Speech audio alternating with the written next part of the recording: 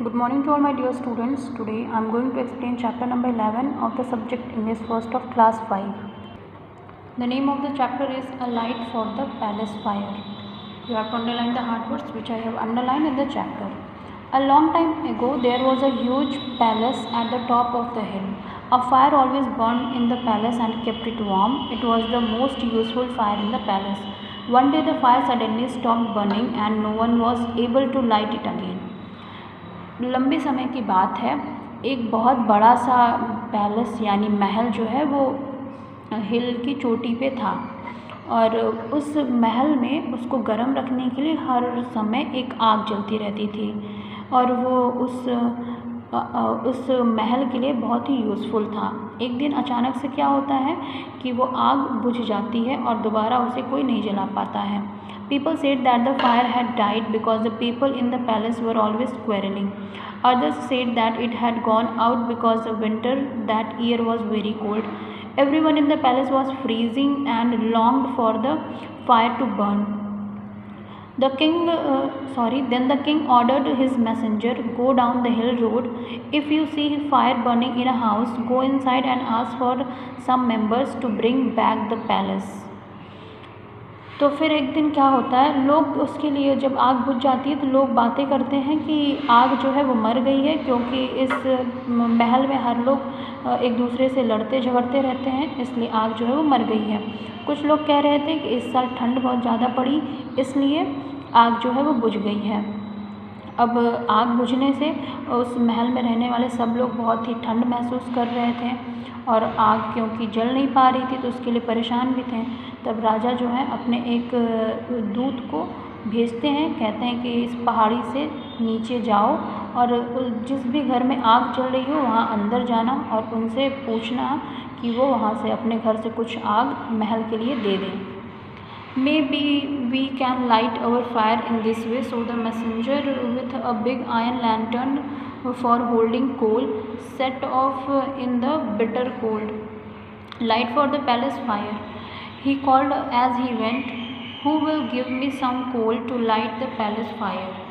तो फिर अब वो जो वहाँ का उसका जो मैसेंजर रहता है, राजा का जो दूत रहता है, वो सोचता है कि शायद इस तरीके से हमें महल के लिए आग मिल जाए। तो वो अपने हाथ में एक लैंटर्न लेता है लोहे का और कुछ चीज़ ले लेता है जिसमें कि वो कोयला ले सके और फिर वो उस कड़ाके की ठंड में बाहर निकल जाता है और बाहर जा कर के वो इस तरीके से पूछता है कि कौन है जो हमें महल की आग के लिए कोयला देगा।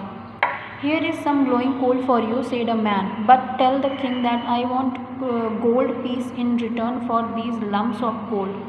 तो वहाँ पे एक आदमी रहता है, वो कहता है कि ये देखो मेरे पास ये कोयला है, जल रहा है, लेकिन वो शर्त ये रखता है कि मुझे इस जलते हुए कोयले के बदले में सोना चाहिए, तुम ऐसा राजा को कह दो।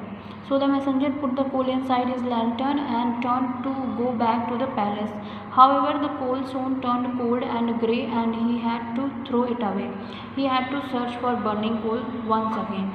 फिर वो जो दूत रहता है वो उन जलते हुए कोयलों को लेकर के लालटेन में डाल करके वो महल के लिए निकल लेता है, लेकिन क्या होता है कि वो कोयला जो है जल्दी ही ठंडा होकर के बुझ जाता है, जैसे कि फिर उस दूत को फेंकना पड़ा और फिर से वो जलते हुए कोयले की खोज में निकल जाता है। Then a woman called Gina agreed to give him from her fireplace. However, return she wanted the king to make her father the captain of guards. The messenger took some burning coals from the fireplace, put it in his lantern and set off for the palace. उसके बाद एक महिला जिसका नाम गीना रहता है वो सहमत हो जाती है आग देने के लिए, अपने चूल्हे से आग देने के लिए। और फिर वो जब वहाँ से निकलने लगता है तो ये जो गीना रहती है वो चाहती थी कि उस राजा जो है अपने दरबार में उसको कैप्टन गार्ड की रूप में, सेनापति के रूप में नियुक्त कर दे। मैसेंजर जो है वो फिर से उस जलती हुई कोयले को लेकर के वहाँ से महल के लिए रवाना हो जाता है। However, soon he was that the coal from Gina's fireplace was no longer burning. It had turned to grey ash. So he threw it away and set off again in search of some coal. फिर से वही चीज़ होता है कि जब तो वो महल में पहुंचने से पहले ही वो जो गीना से उसने लिया था कोयला जलता हुआ वो बुझ जाता है और राख में बदल जाता है। फिर उसे वो फेंक देना पड़ता है और दोबारा से वो जलते हुए कोयले की खोज में निकल जाता है। At last he came to a cottage at the foot of the hill. The door opened at once when he knocked. There was a little girl inside, stirring porridge over a small fire. A light for the place fire, she repeated when the messenger told her what he wanted. तो फिर अंत में क्या होता है कि जो दूत रहता है वो उस चोटी के बस नीचे ही तक आता है, उसकी जस्ट पहाड़ी के चोटी पे के नीचे एक घर रहता है। और जब वहाँ पे ये खटखटाता है दूत तो दरवाज़ा खुलता है, उसके अंदर एक छोटी लड़की रहती है जो कि खीर पका रही होती है। तो फिर वो आग जला करके खीर पका रही होती है।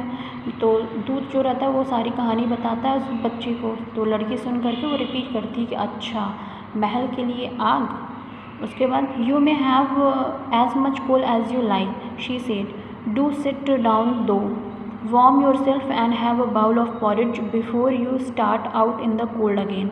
Then you may have half of our fire if the king needs it.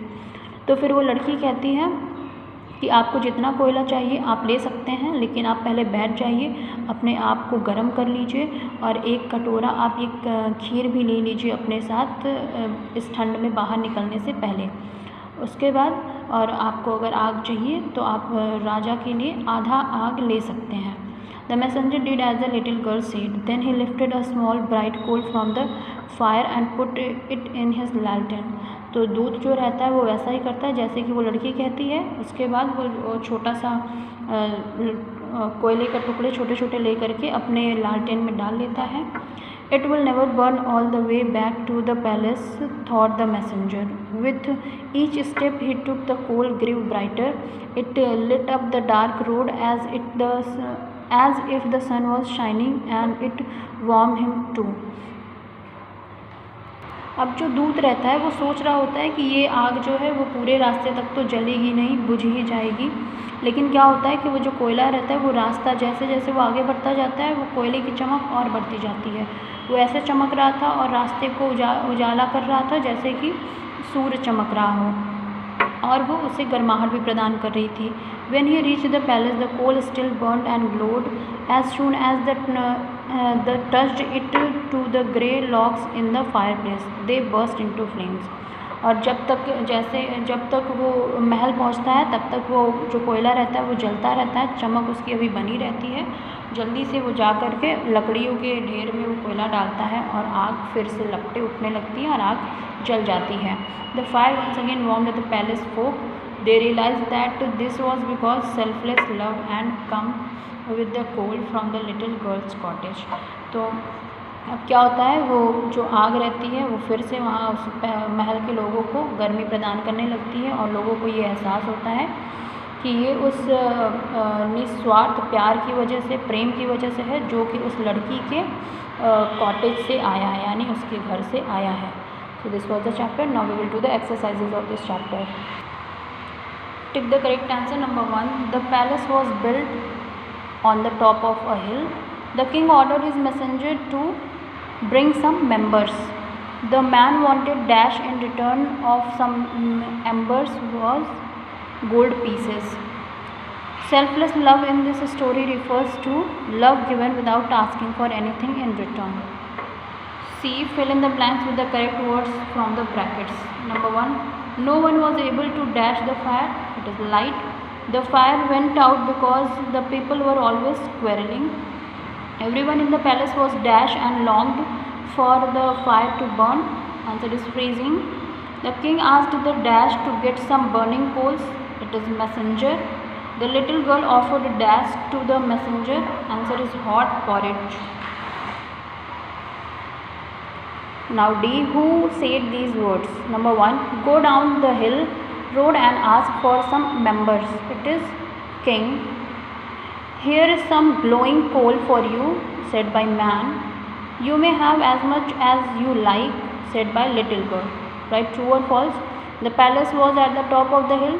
True. The king ordered his messengers to bring coal. True. The man wanted silver piece in return of gold. It is false. The woman name was Tina. False. The girl was stirring porridge. It is true. So these were the exercises. That's all for today. Thank you so much.